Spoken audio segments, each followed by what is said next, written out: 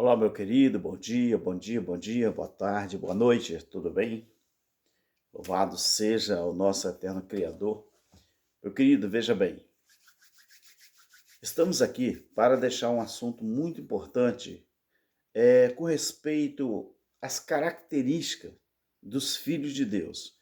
Na verdade, deveria ser assim, deveria, mas nós sabemos que não é.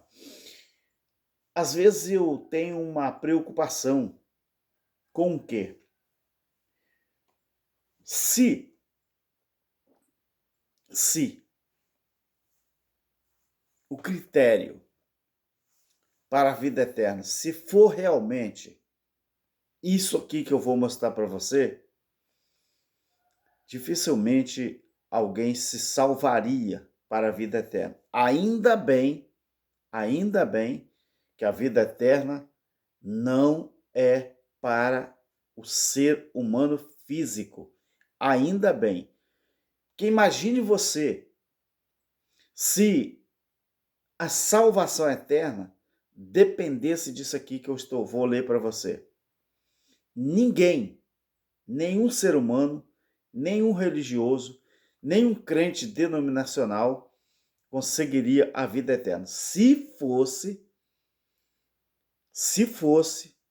isso aqui que eu vou ler, o critério para a salvação. O primeiro João, o capítulo 3, eu vou ler a partir do versículo 14. Observe bem esses critérios aqui, porque isso aqui é critério. É critério. 1 João 3, isso aqui é característica dos filhos de Deus. A partir do versículo 14. Nós sabemos, João disse, eles, porque nós era presente quando João escrevia ou falava com o povo. Eles, porque eu estou há 2000 anos depois da fala. Nós sabemos que já passamos da morte para a vida. Qual era a certeza que eles tinham, que já tinham passado da morte para a vida? Qual era? Nós sabemos que já passamos da morte para a vida porque amamos os irmãos. Porque quem não ama permanece na morte. Imagine você levando isso para dentro dos templos religiosos, para a vida de cada crente, para a vida de cada denominação. O que você acha que se a vida eterna fosse para o corpo físico, alguém conseguiria se salvar? Seja honesto, praticando, colocando em prática esses critérios aqui, que eles já sabiam que tinham passado da morte para a vida, porque amava ou estava amando os irmãos. Versículo 15. Todo aquele que odeia a seu irmão é homicida. Esse é o homicida espiritual. E vocês bem sabem que nenhum homicida tem a vida eterna permanente em si. Nisto conhecemos o amor, que Cristo deu a sua vida por nós e devemos, não é temos, devemos dar a nossa vida pela vida dos irmãos. Quem tiver bens no mundo, preste atenção, quem tiver bens não é do mundo. Quem tiver bens do mundo. O que é bens do mundo? É coisas espirituais ou materiais? Materiais. Quem tiver bens do mundo e vendo seu irmão necessitado, cerrar-lhe o seu coração, como estará nele o amor de Deus? Aí eu pergunto, como que essa pessoa conseguiria se salvar se ele tivesse bens do mundo? O que é bens do mundo? É a comida do dia a dia, é dinheiro, é carro, é bicicleta, é moto, tudo que é do mundo, que está aqui, nesta dimensão, não é a dimensão espiritual. Quem tiver bens do mundo, não no mundo, e vendo o seu irmão necessitado, se cerrar o coração. O que é cerrar o coração? É não ajudar, é não socorrer. Como estará nele o amor de Deus? Meu querido, seja sincero. Qual é o perfil das religiões, das denominações, principalmente o povo que se diz pentecostal, porque eles se acham os melhores crentes que existe. Eles se acham os melhores ser humano que existe. Quando eu estava no sistema, eu fui ensinado que eu devia odiar denominação X, denominação A, denominação B. Sabe qual era o ensinamento que nós tínhamos? Que nós tínhamos que odiar porque eles não eram filhos de Deus, porque não obedeciam a palavra. Aí os pastores falavam, não, porque os caras, o povo daquela denominação vão na praia, tomam banho de praia, porque eles jogam bola, eles vão ao cinema, eles ficam frequentando festas. É assim que eu era ensinado.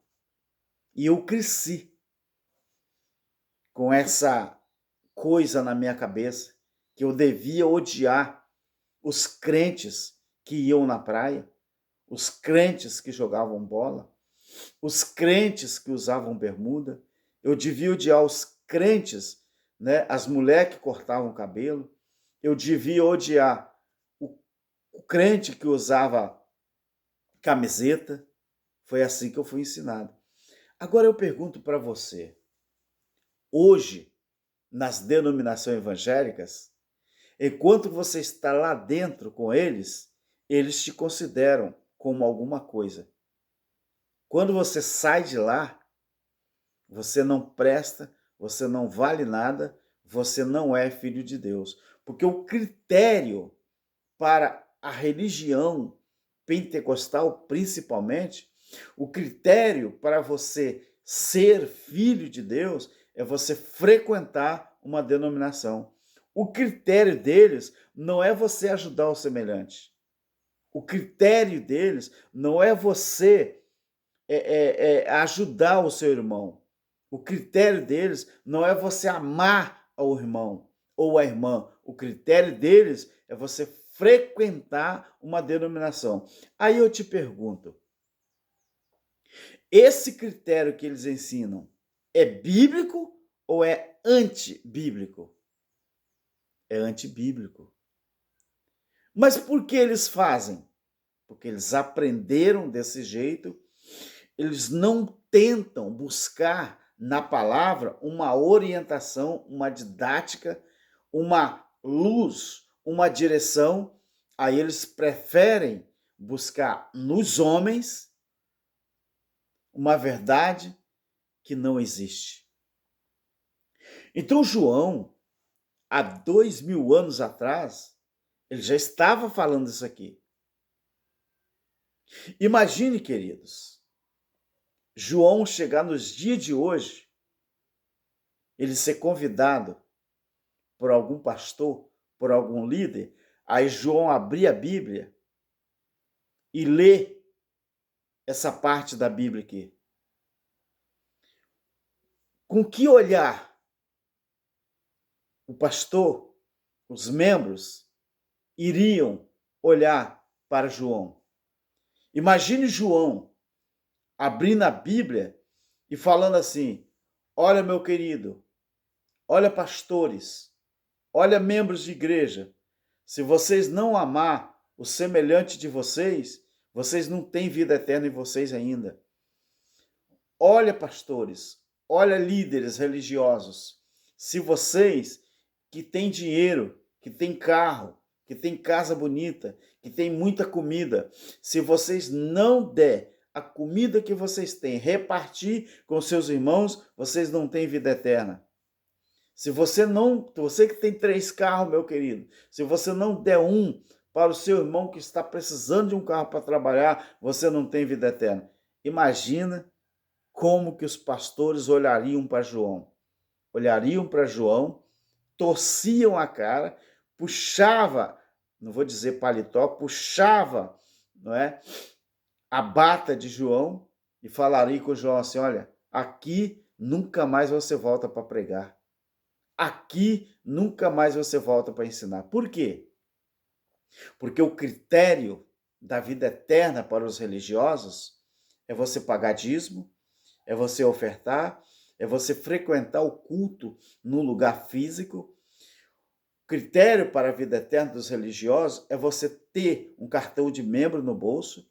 Não importa se você não gosta das pessoas, para eles não importam. Para eles, o importante é você fazer parte do grupo que eles pertencem. É verdade ou é mentira? Agora imagine você, meu querido. Agora imagine você. Agora veja a segunda parte que eu quero ler para você. No capítulo 4 de 1 João. A partir do verso 7. Amados, amemo-nos uns aos outros, porque o amor é de Deus. E quem ama, é nascido de Deus e conhece Deus. Aquele que não ama não conhece a Deus, porque Deus é amor. Prega isso dentro da religião. Prega isso dentro dos templos evangélicos.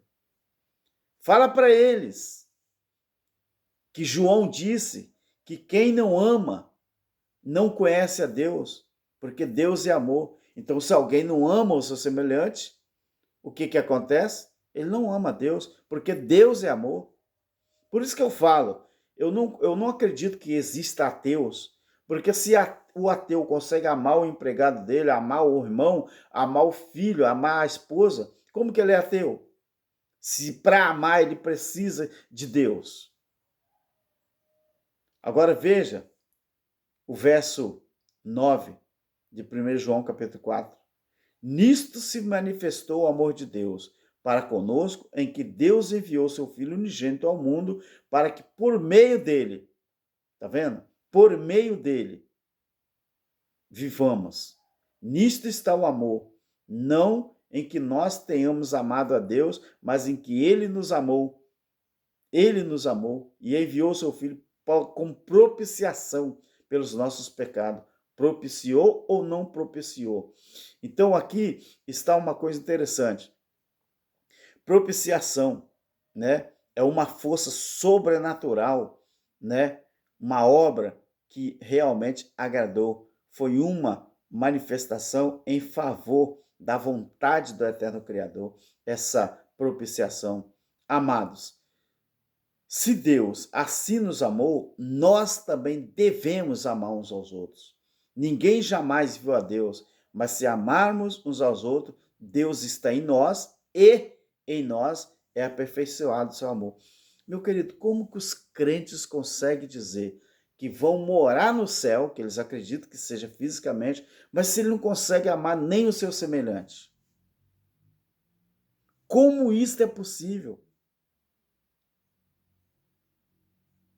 Ninguém jamais viu a Deus, mas se amarmos uns aos outros, Deus está em nós e em nós é aperfeiçoado o seu amor. Todo aquele que confessar que Jesus é o Filho de Deus, Deus está nele e ele em Deus. Você está vendo aqui, queridos, como que a religião mente para as pessoas? Todo aquele que confessar que Jesus é Filho de Deus. Mas por que quando você entra na religião, os critérios mudam? Se aqui está dizendo que é preciso só reconhecer Deus como Deus e Jesus como Filho de Deus. Ou seja, Jesus era uma manifestação do próprio Deus. Então, eu vou trazer para você como que João estava falando que era para os juízes aqui, mas que a nós, do Evangelho Eterno, você tem que viver isso aqui. Versículo 17. Nisto é aperfeiçoado em nós o amor, para que no dia do juízo tenhamos confiança, porque qual ele é, somos nós também neste mundo. O que é Deus? Deus não é amor. Deus não é a manifestação de tudo que é bom, de tudo que é amável. Então João diz, porque no dia do juízo, para que no dia do juízo tenhamos confiança, porque qual ele é, somos nós também neste mundo. Você vê que João aqui, ele tem certeza que ele vai estar no dia do juízo, que ele estaria, quer dizer, no dia do juízo, porque ele diz assim, olha, para que no dia do juízo tenhamos, ele está falando dele e dos outros ouvintes, tenhamos, não é? Tenhamos confiança, porque qual ele é, somos nós também deste mundo. Isso aqui é para você meditar, queridos. Você não precisa ser religioso, você não precisa de religião, você só precisa olhar para o seu semelhante e amar ele como se fosse você mesmo. Você só precisa reconhecer em Deus, o Criador, o autor de todas as coisas, e na manifestação de Filho, como ele veio para Israel. É só isso, meu querido. Desse jeito, ninguém será salvo. Tchau, fique na paz e um abraço aos inscritos, nosso irmão Cláudio Mendes. Olha, visita minha rede social, tá? Aquele tique-tique, né? Aquele aplicativo pretinho lá, tá bom? Estamos aí em todas as redes sociais, tá bom? E visita e segue lá a nossa página, tá bom? Tchau, fico na paz.